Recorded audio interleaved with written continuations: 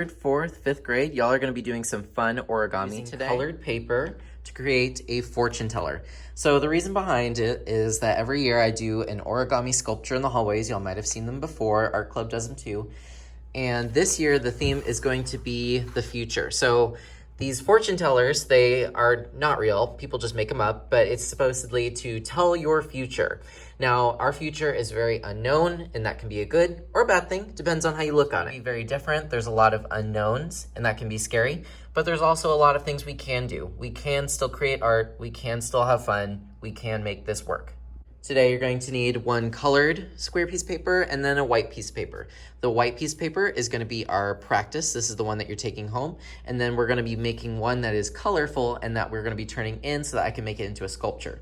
I'm going to be stapling them all together. And so it's hard to imagine, but think of like the entire hallway covered in these really cool connected fortune tellers. Here's an image of something similar, except it'll be hanging in the main hallway, be very colorful, and every third, fourth, and fifth grade student will be making one.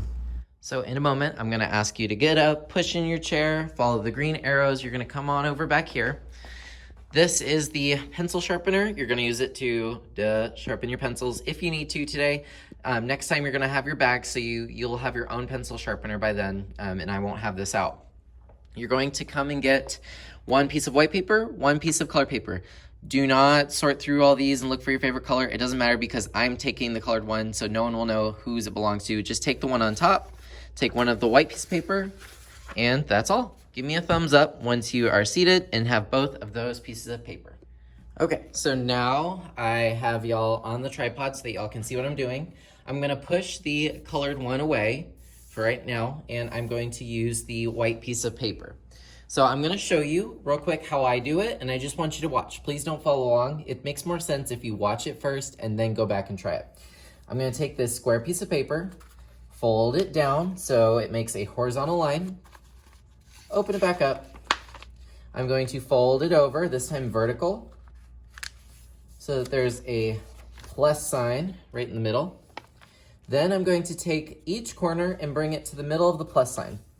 I know I did it right when there are 4 corners that have now pointed right to the center. And if it's not perfect, it's okay, it'll still work. So there we go. So now it looks like an even smaller square. Once you have it, you're going to turn it over and you're going to do the same thing again. You're going to take those corners, bring them to the center, except this time might be a little bit harder to see. Just try your best. And it's always good to give your folds a really nice press, give them some pressure.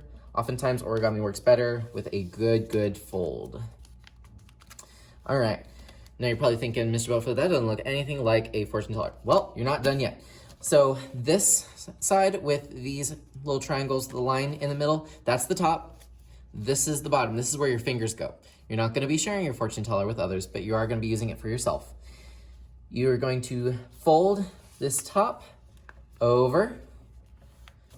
Don't leave it like that. You're going to open it, fold it again, but I moved it and I folded it the other way. Now it's almost ready. This is the tricky part. There's these little tabs. Just pull them a little bit, not too hard. Bam, bam, bam. Then you're going to take one thumb, one index finger, put it in one side. One thumb, one index finger, put it in the other side. And now you have a fortune teller. And I'll tell you how you can mark this up and make it interesting so that you can play with your friends with this. It's not a touching game, so you don't need to touch someone else's. You just have to tell them a number and then they know what to tell your fortune. Now, I'm going to put this to the side, and we're going to do our first together. So go ahead, find your white piece of paper. We're going to fold it down. And give me a thumbs up. Now we're going to take it, make sure open it, put the line up and down vertical, and now fold it towards you. Give it a good fold, and give me a thumbs up. Awesome. So now we're going to take each corner, bring it in, fold it, all the way around, 4 different folds. Give me a thumbs up. Now we're going to flip it over and we're going to do the same thing. So take those little corners, bring them in, fold them in. And remember, this side with the lines in the middle of the triangle, that's the front. This is the bottom. We're gonna take it, fold it over, unfold it, move it, fold it again. Fold it in both directions. And remember these little tabs, those are normal. Put your thumb, finger, thumb, index finger, and now you may move it around. Give me a thumbs up when you're ready for us to do your colored one. All right, so now we're gonna do the same thing. You can either do this on your own or you can follow along again with me. I'm gonna go a little bit faster this time because you should know how to do it. Take the top, fold it to the bottom, open it, turn, take the top, fold it to the bottom, open, fold in, third time, fold in, last time, fold in. You see an X, turn it over, fold in, fold in, fold in, fold in. Yes, 4 times. Should look like this. Lines down every triangle, turn it over, fold down, open it up, turn, fold down, open it up, and now you have 2 fortune tellers. So now I've created my colored fortune teller, and you should have a practice one that you're gonna be taking home, and you can add to it. You can write little fortunes on it. I'll show you how to do that in a moment. You're gonna take your color fortune teller, you're gonna walk over to the purple one, follow the green arrows, don't be crazy like I did, and throw it into the purple box. I will sanitize it and start hanging them up in the hallway as soon as I can. Ready.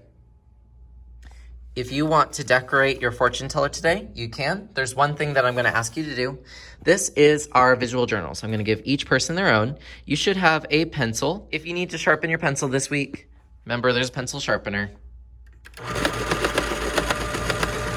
Try not to touch the pencil sharpener so that we're not exchanging bacteria. You won't have a pencil sharpener next week, so make sure you're bringing your own. So this is your visual journal. You'll be using this a lot this year.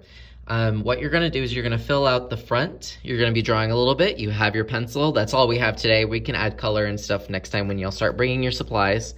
You can also decorate the back. You're welcome to look at this stuff in the middle. We're gonna talk more about it as the year goes on. Don't worry too much about it today, but you're gonna be filling out the front. You're gonna put your name under artist because you are the artist. You're gonna put your grade level, so it could be 3, 4, 5, whatever you are this year. And then this is really weird, but it says specials group. I'm just wanting you to put your class code, and I'm going to show you how to put your class code today. Give me a thumbs up when you are ready. The rest you're gonna do on your own. So remember, you're decorating the front. I don't mind if you draw on the borders, but there are some things that you want to fill out first. Your beginning of the year self-portrait is gonna be here. Just try your best, draw a face. It doesn't even have to look like you. Just draw something that reminds me of you. You're gonna put your favorite subject. Mine is art, yours could be math, science, whatever you love. Hobby, my favorite hobby right now is computer games. I love retro games. Food, pizza, like everyone else seems to like pizza. My favorite color is yellow. My favorite song, I couldn't figure out a song. I just put EDM, which stands for electronic dance music.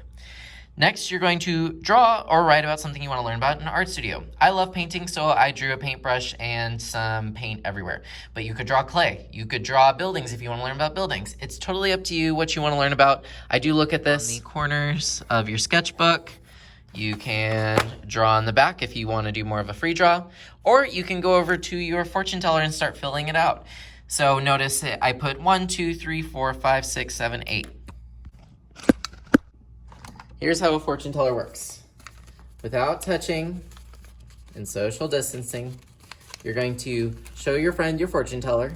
You ask them to choose a number. So let's say they chose 3. You go 1, 2, 3.